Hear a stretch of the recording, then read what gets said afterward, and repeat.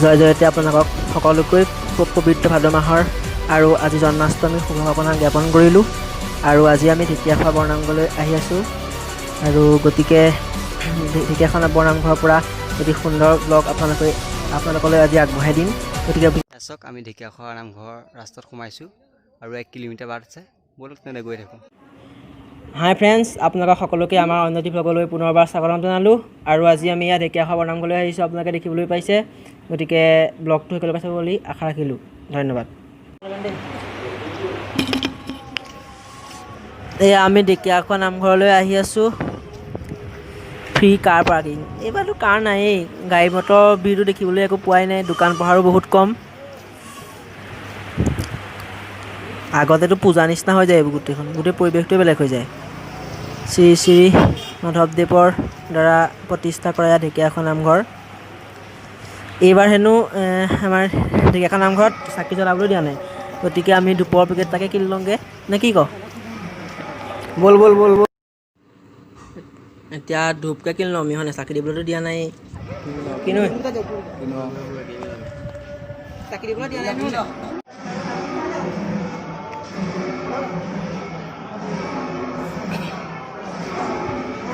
আৰু এয়া আমাক নামঘৰৰ ভিতৰলৈ সোমাবলৈ যাওঁতেও ইয়াত চহী কৰিবলগীয়া হৈছে।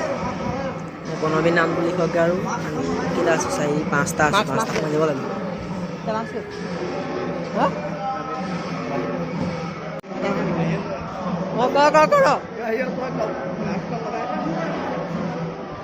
মাস্ক নাই নিলে চিয়া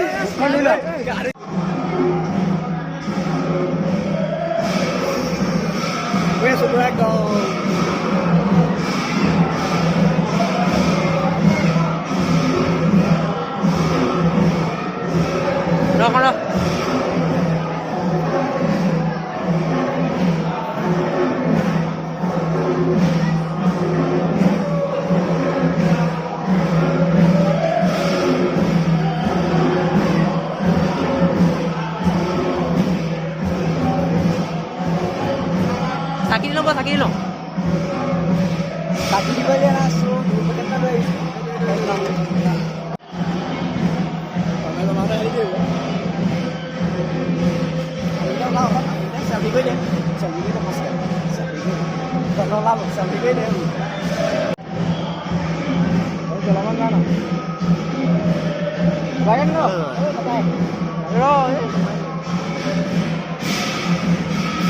আৰু আমি ধূপ জ্বলালোঁ। গতিকে ধূপ জ্বলাই পেলাই এতিয়া আমি নামঘৰৰ বাহিৰলৈ চাওঁ। নামঘৰৰ বাহিৰৰ পৰিৱেশো আপোনালোকক দেখাবলৈ চেষ্টা কৰোঁ, গতিকে চাই থাকক।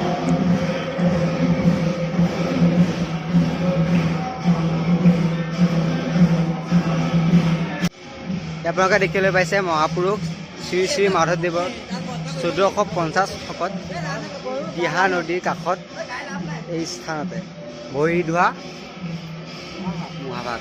চাই লওক, ৰ'ব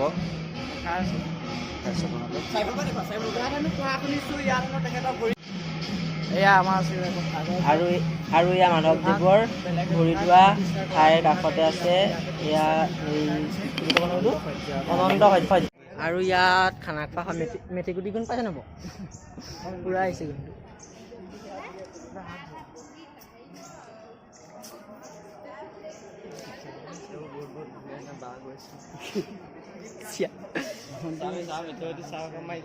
চাহ খাবি ৰ। আৰু এয়া চাহ খোৱা ঘৰ। চাহ মানে খাবাই নি? চাহ খাবি মানে? চাহ পালে সি লগত দিয়াকেইটাই পোৱাহি নাই। কি কি আছে কৈ দিয়া। আৰু বহুত নাই, আছে ল'ম চেল্ফিটো মেইন, চেল্ফিটো ল'ম। এয়া তোমাৰ ঢেকীয়াখোৱা বনামঘৰ পুখুৰী, এয়া কাছ আছে, মাছ আছে।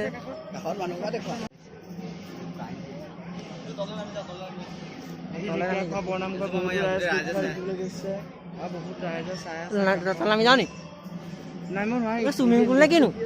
চুইমিং পুল নিচিনাকৈ ব্যৱহাৰ নাই গোটেই চুইমিং পুল এইটো।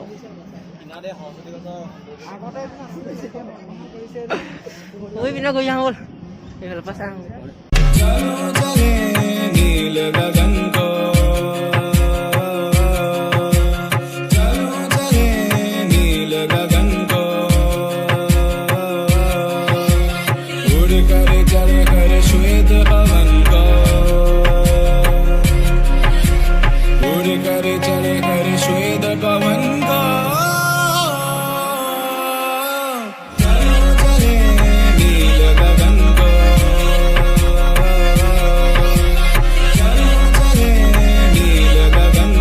আৰু এয়াই হৈছে আমাৰ যোৰহাটৰ ঢেকীয়াখোৱা বৰনামঘৰৰ ভিতৰ চৰা। এয়া নাম প্ৰসংগ চলি আছে। শ্ৰী শ্ৰী মাধৱদেৱে এই ভাগ বৰনামঘৰকে প্ৰতিষ্ঠা কৰিছিল। আৰু আপোনালোকে নিশ্চয় গম পায়েই যে এইখন গাঁৱতেই মাধৱদেৱে ঢেকীয়া শাকেৰে ভাত খাইছিল আৰু তেতিয়াৰ পৰাই এই নামঘৰ ভাগো ঢেকীয়াখোৱা বৰনামঘৰ হিচাপে জনাজাত হয়। আৰু এয়া মণিকূটৰ সন্মুখত জয় বিজয়ৰ প্ৰতিমূৰ্তি দেখিবলৈ পাইছে। আৰু ইয়াৰ মণিকূটত অক্ষয় বন্তি জ্বলি আছে, যিভাগ বন্তি মাধৱদেৱে সেই বহুদিনৰ আগতেই জ্বলাইছিল আৰু আজিলৈকে জ্বলি আছে। আৰু এয়া হৈছে অনন্ত শয্যাৰ দৃশ্য, লগতে গৰুণ্ড পক্ষীৰ এভাগ মূৰ্তিও ইয়াতেই আছে। কিন্তু ভিতৰ চৰালৈ আমি সোমাই যাব নোৱাৰিম, কাৰণ নাম প্ৰসংগ হৈ আছে। এয়া অক্ষয় বন্তি জ্বলি আছে সেই বহুত দিনৰ আগৰ পৰাই।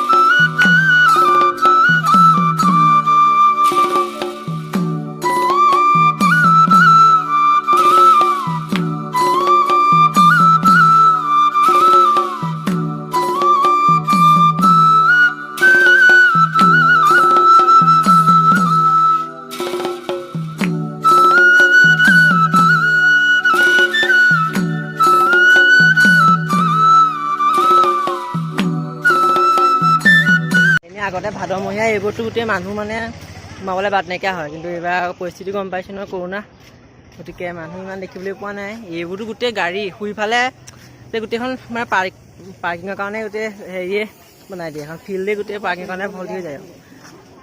আৰু চেণ্ডেলটো থৈ গৈছিলোঁ এইফালে, চেণ্ডেল থৈ গৈছিলোঁ। চেণ্ডেল ক'ত গৈছিলোঁ? চেণ্ডেল হেৰালে, চেণ্ডেল আহি গ'ল। তেতিয়াহ'লে আমি গৈ থাকোঁগৈ ন? তেতিয়াহ'লে গৈ থাকোঁগৈ আৰু এইবোৰ দোকান চোকান দেখিছে নহয়। এইখন পূজা, দুৰ্গা পূজা কি দুৰ্গা পূজাতকৈ বেছি চোকা হৈ যায় গোটেইখন। এইখন ব্ৰহ্মপুত্ৰ, বৈকুণ্ঠ, ধেৰ আছে গোটেই হোটেল হ'ব।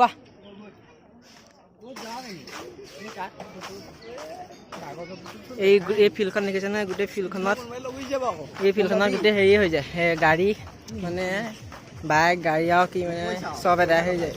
মানে গম পাইছে ন কি ক'ব, গোটেই গাড়ীয়ে ভৰ্তি হৈ যায়। কি কিন? দা কিন নি? বিশ্বকৰ্মাপুৰ পাম নেকি? ডাঙৰ লাগিছে। এইয়া দেখি খোৱা বৰ নামঘৰ ভিডিঅ' কৰি দিলা নালাগে ডাঙৰ নহ'ব ইয়াত। বিশ্বকৰ্মাপুৰটো ষ্টিকাৰকে ল'লো আকৌ বিশ্বকৰ্মা গাড়ী লগাই লিবা আকৌ অনুষ্ঠান মজা লাগিব বিশ্বকৰ্মা এনেকুৱা লগাই তিনি মাহত হেৰি লাগিছিলে। ষ্টিকাৰ গাঁৱৰ লগাই গতিকে আজিৰ ভিডিঅ'টো আমি ইমানতে সামৰিবলৈ লৈছোঁ আৰু যদি ভিডিঅ'টো চাই ভাল পালে চেনেলটো ছাবস্ক্ৰাইব কৰিব, ভিডিঅ'টো লাইক কৰিব আৰু গতিকে অন্য এটা ভিডিঅ'ৰ সৈতে আপোনালোকক পুনৰ লগ পোৱাৰ প্ৰতিশ্ৰুতিৰে আজিলৈ চাওঁ বাই বাই।